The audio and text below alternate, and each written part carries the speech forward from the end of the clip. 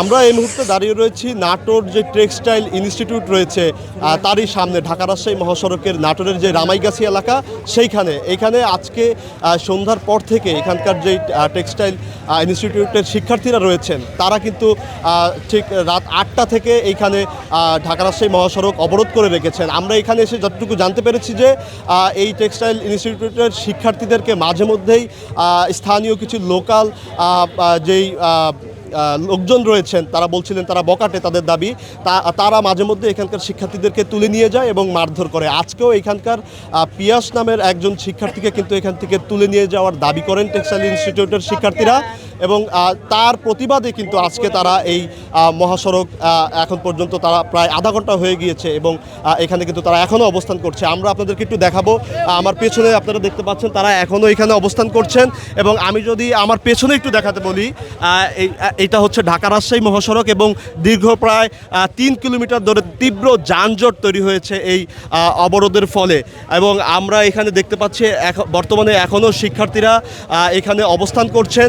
এখানে বিভিন্ন পুলিশ প্রশাসনের বিভিন্ন পর্যায়ের যারা রয়েছেন তারা এসেছেন, তারা শিক্ষার্থীদের সঙ্গে কথা বলছেন।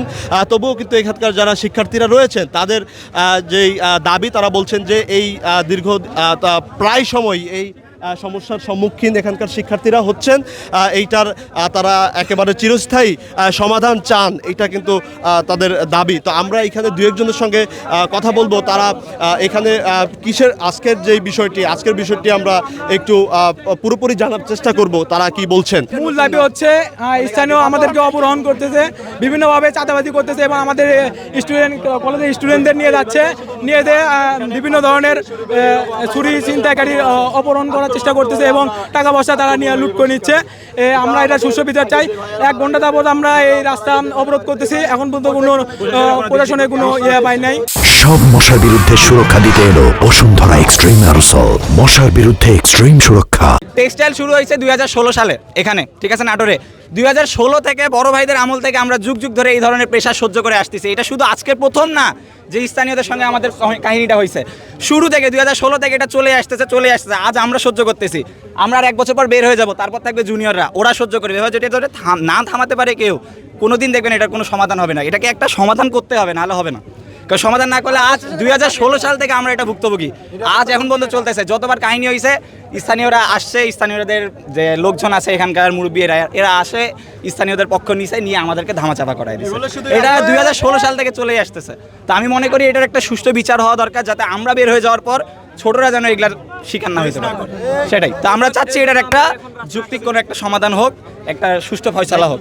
আমরা এখানে যারা টেক্সটাইল ইনস্টিটিউটের যে শিক্ষার্থীরা তাদের যে দাবি নিয়ে দাঁড়িয়েছেন তারা বলছিলেন, আপনারা শুনেছেন যে এইখানকার যে টেক্সটাইল ইনস্টিটিউটের যে শিক্ষার্থীরা রয়েছেন তারা বলছিলেন যে বিভিন্ন সময় এখানকার লোকাল যারা বকাটে ছেলেরা রয়েছে তারা কিন্তু বিভিন্ন সময় তাদের উপর হামলা করে, অনেক সময় চুরি ছিনতাই এসবের সাথেও জড়িয়ে পড়ে এবং যেহেতু এই টেক্সটাইল ইনস্টিটিউটের বাইরে বিস্তীর্ণ একটি জায়গা জুড়ে কিন্তু এখানে বিল রয়েছে, ফলে এখানকার যে নিরাপত্তা ব্যবস্থা সেটা কিন্তু একটু শঙ্কাই থাকে এবং আজকের এই সড়ক অবরোধের ফলে কিন্তু একেবারে আমার ঠিক পেছনের দিকে এইদিকে ঢাকা রোড এবং পেছনের দিকে রাজশাহী রোড, অর্থাৎ ঢাকা এবং রাজশাহীর যে মহাসড়ক, এখানে প্রায় শত শত গাড়ি কিন্তু প্রায় 3 থেকে 4 কিলোমিটার জায়গা ইতিমধ্যে জ্যাম হয়ে রয়েছে। আমরা এখানে দেখতে পেয়েছি পুলিশের বিভিন্ন পর্যায়ের কর্মকর্তারা এসেছেন, তারা শিক্ষার্থীদের নেতৃস্থানীয় যারা রয়েছেন তাদের সঙ্গে কথা বলছেন, বিষয়টা সমাধানের চেষ্টা করছেন।